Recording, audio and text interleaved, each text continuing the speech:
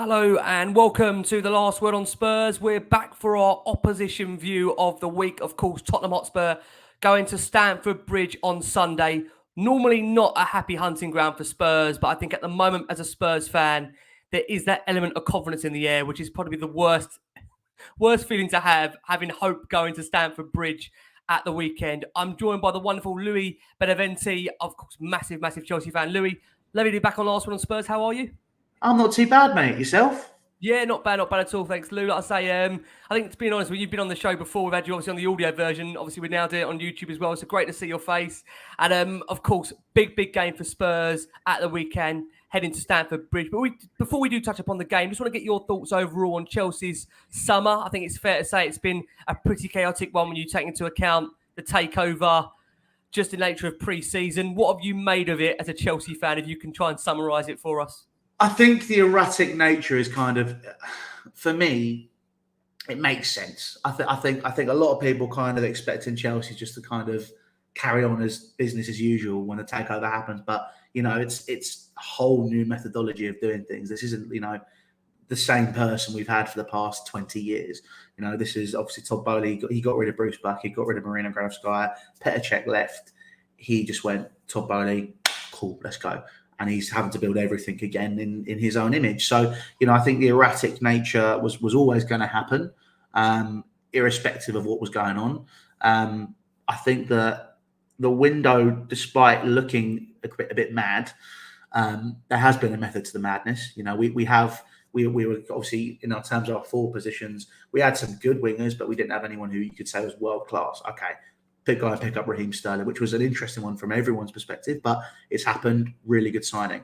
Defensively, lost two centre-backs, lost one of the arguably the best centre-back in the league at one point in Antonio Rudiger. Okay, we've gone and signed Khalid Koulibaly. Obviously, we lost out on other targets, but whether that was down to obviously us not moving fast enough or obviously Chelsea holding off because Thomas Tuchel wasn't as interested as he made out to be. It wasn't one of his signings, which I think is a very good thing that's come out from his takeover. He's had a lot more control.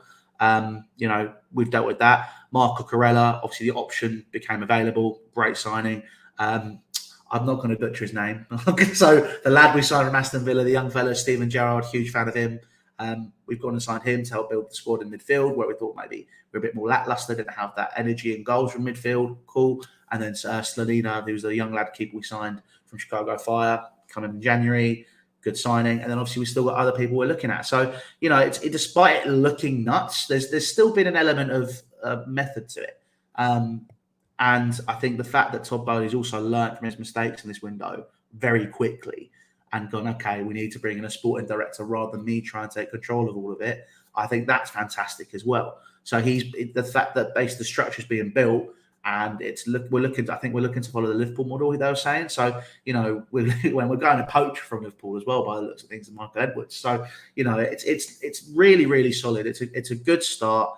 And it's a fresh start. For me, my expectations this year, I don't really have a lot. I'm not going to be ridiculous and say we should be going for league titles and everything. I think for me, I don't think we'll finish top four.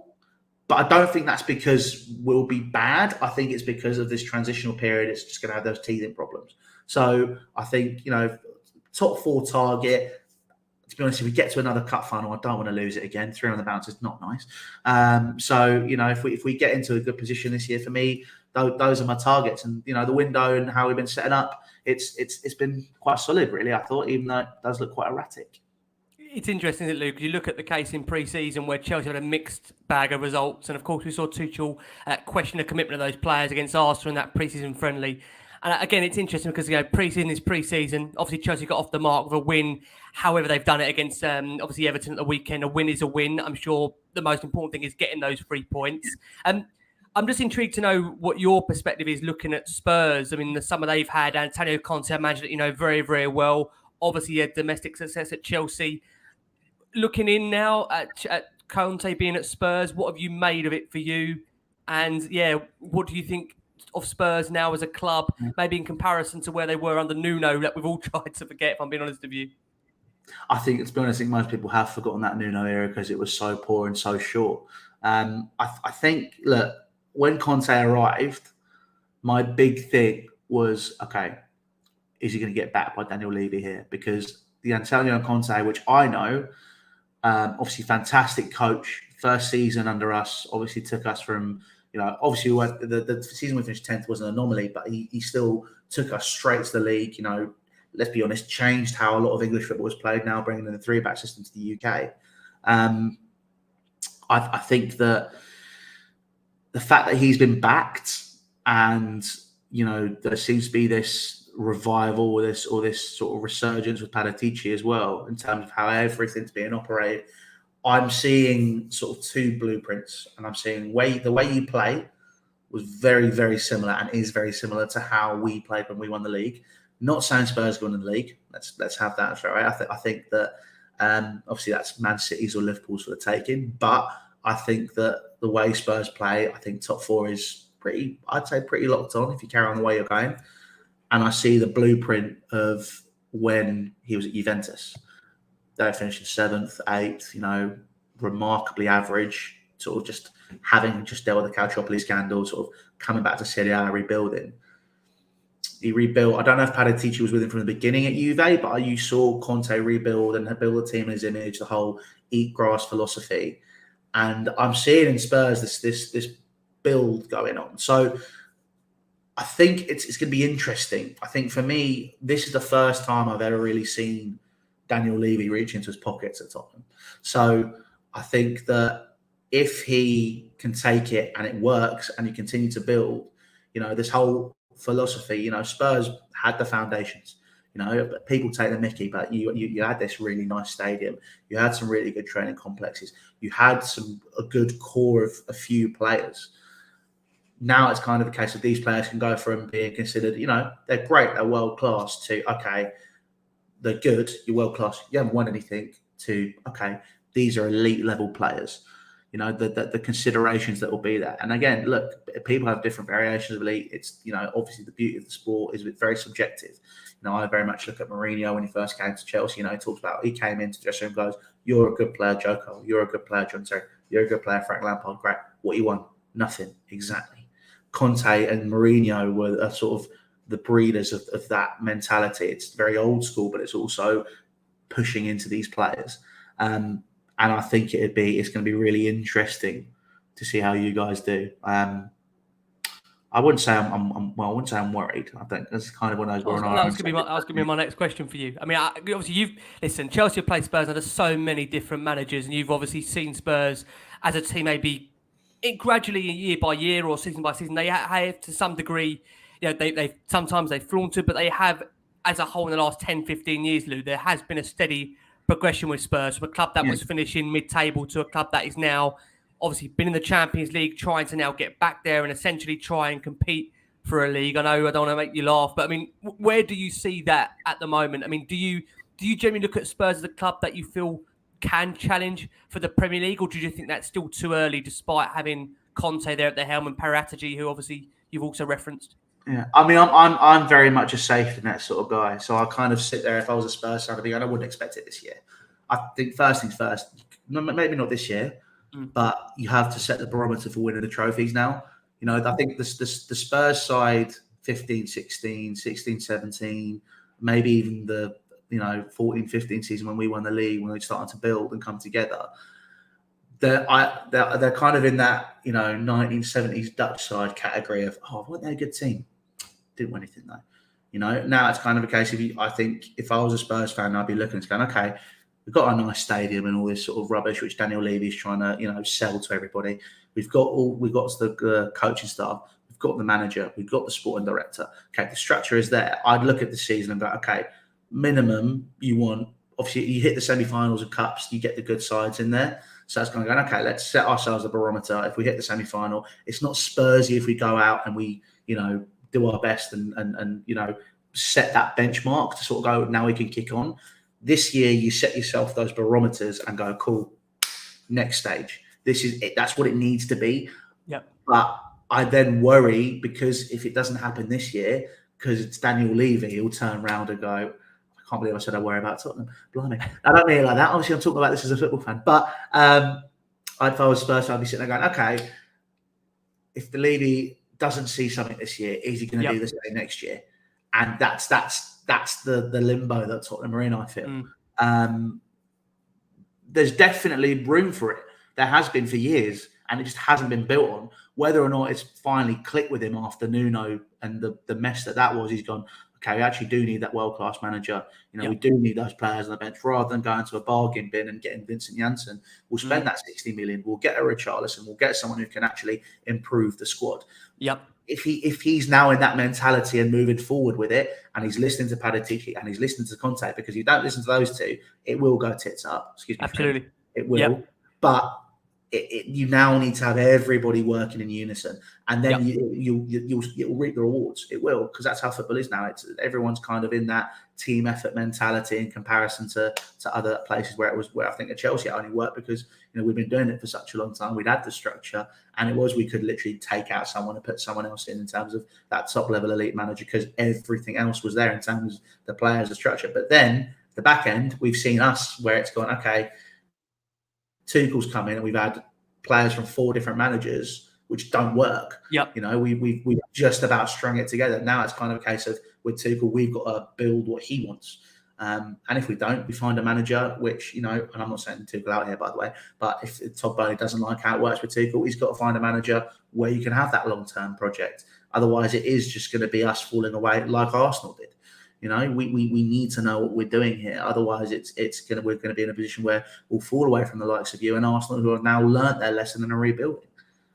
It's interesting because you look at Chelsea's model the last 5 to 10 years. There's been essentially where you've been able to change the manager, and you still had success. Normally that would seem crazy to anybody else looking in, but it has worked for Chelsea. I'm really intrigued to know from your end, Lou, looking at the weekend's game, just in a bit more detail, where you think the game will be won and lost. Chelsea. At this stage, going into this game, where do you see the danger men for Spurs you've got to be wary of, and where do you see the game being won and lost for you? I think the front line for Spurs it worries me. I think I really like Kulusevski. I think as a player, he's one of those. I really like the less obvious ones. So he's one of the players which you look at, which he might not start, but if he comes to the bench, he's going to be someone who go, right, he's going to cause us problems here. What's going on? So I think obviously for me, they're the obvious worries. I think the game will be won and lost in midfield. Who's going to be Højbjerg and Bentancur for you? Potentially, yeah. We may see Basuma. We may potentially see Basuma. Obviously, we're waiting for some team news. But yeah, I mean, listen, Højbjerg has been one of his trusted lieutenants. He started majority of games under Conte. Bentancur, I think, probably from your Italian links, as well. He's been a really highly, I think, underrated player for Tottenham last season. Started the season really well for Spurs last week against Southampton. I can't imagine he wouldn't start. So it's interesting to see if we do see Basuma being paired with him, or he just stick with Højbjerg. That's an interesting dilemma for Tottenham in midfield at the moment. But Bentancur strikes me, so I actually don't know too much about him, which is, I think, one of the things when I do hear about him, he's like, if when I spoke to Juve fans, just like, it's all right. He strikes me as one of those players where if you don't watch him every week, you don't appreciate him as much. Absolutely, spot on. So I think that the way that I think that I'm actually quite interested to sit and just watch him for an extended period, because I've never really seen the hype, but I'll be interested to see how good he is and how he operates. But I think we're probably going to go Kante, Kovacic. Obviously, like I said, dependent on injury news, whatever. I don't think this is a game for Jorginho personally. But again, football subjective. I'd go for that physical midfield, and I think that'd be a good matchup. And I think we just edge that. Obviously, Kante, one of the best in the world, and Kovacic, again, a player which is very underrated. I think in terms of holding on to the ball, he's arguably one of the best in the world. And when I say best in the world, I don't mean like, no, he's really good. I mean top 10, maybe top 5 in terms of holding on to the ball and dribbling and just being that water carrier between midfield and attack. And I think that's where the game we won lost, and the wing backs especially. I think if we unlock with the wing backs bench, I don't think Ben Chilwell will start purely because he's just not quite got that match sharpness. I think it's such a big game. I don't think it's a barometer for the season. But I think that, I think I'd go for Cucurella just to have that sharpness, just to get those points on the board, bragging rights, all that sort of stuff. But I think the game it's going to be kind of interesting because I don't think it will fully show where everyone's at. Obviously, however the result goes, media outlets and everyone's going to paint it in a certain way. But what I will say, Lou, is I think as Spurs fans, I think this is what we describe as being one of the tests. We can see where we're at to some degree. Chelsea, we can't forget, we're only Champions League winners. We're looking at 12, 18 months ago. This is a side they've got some really good players in their team. They're managed by a world-class coach. I think despite the problems Chelsea have had in pre-season, the takeover, everything, I think if Spurs were to get some form of positive result at Chelsea, whether it's a win or whether it's even a point, I think based on our recent form of Chelsea, where we played you guys 4 times last season, didn't even score a goal. It felt there was a mental stumbling block with Tottenham. Every time we play Chelsea, there's almost like this mental blackout that even, to be fair, Conte is the world-class coach he is. Even he couldn't solve it last season. Now, he did reference the point that with his own players, he wants to now see where the gap is. He referenced that at the end of last season. He would love to go to Chelsea with the players that he's got now and see how far that gap is. So, for you, do you pay much attention to in terms of the result of the weekend, or do you think the season is such a long time with the January window as well coming in, difficult to really highlight where the both teams are at depending on a result? I think obviously what you said for Tottenham, because of the mental block, it's a bigger game. It's still a massive game for us. Obviously, for me personally, I think if I'm talking about the teams I dislike the most, as a Chelsea fan, not as a football fan, just because I think I've been quite diplomatic a minute. But if I'm talking about absolutely as always, I despise Liverpool the most. I just don't know what it is. It's just they just do my head in. And then for me, like my first ever trip to Wembley, my first ever cup final was against you lot in 2008. So that's for me, like that's game over at that point. So I think for me, like bragging rights, the game's big. I love playing Tottenham, and when we lose, it really hurts. But I think in terms of if you're just looking at this, if I was in the boardroom, if I was in the change rooms, I was looking at this as just a straight football guy dealing with the situation, I'd be going, okay, if I'm in the Chelsea room, big game, get the bragging rights, win it, move forward. That's what it needs to be. 3 points, keep going. For you guys, as you said, because it completely, Blair said it's not a barometer for the season. It is, as you said, you go Conte's look at this going, right, we didn't win any of these last season. This is now kind of one of those where you can kick on from it if you win. If you get this, go, cool, we've proven we can do this, let's keep going. And obviously you guys at the start of seasons, I don't know what it is, you're unbelievable, unplayable half the time. So, we've kind of got to deal with that situation as and how and see what happens. But obviously if I was in the Spurs camp, it would have that. It wouldn't have the barometer for the season. I think, we've still got, after this 36 games, plus cups, plus potential other things where, World Cup, we've got all of this to think about as well. This is a football season like no other. So I think that overall we've just got to manage it through and see how everything works. And for us in this game, but it won't be a barometer for the season, but it's definitely something which could have a mental effect for Tottenham, and I think definitely help push on to those places where they want to be going. Okay, well, Lou, I've got to say, you have spoken very diplomatically, very honestly as always, when you've come on Last Word on Spurs for us. Finally, can we press you for a prediction for the weekend? What are you going to go for? I can't do it. In my heart, I can't do it. Like for me, I don't know. Whenever I give a prediction, it goes just opposite from a superstition perspective, it goes wrong. So I just can't do it. It's not my thing. But I can't. Who's going to finish higher, Chelsea or Spurs? I think you lot will finish above us this season. It pains me to say that, but I think you will. There we go. Listen, we can't get a prediction from them. We get the honesty of where they're going to finish. Lou, finally, for anyone to check out some of the wonderful content you provide on football and on Chelsea in general, where can they find the great content you provide? So I just do a lot of crazy stuff on Twitter, usually memes and a bit of news chucked in on Twitter and Instagram as well. But I've actually just started a new channel as well. So I've done a preview for the Tottenham game as well on there. It's quite cool, actually. I've retrained as a barber recently. So I'm cutting a Spurs fan's hair and just, talking a bit of football. So if you want to head across to that as well and check out those previews and that content, that'd be sick.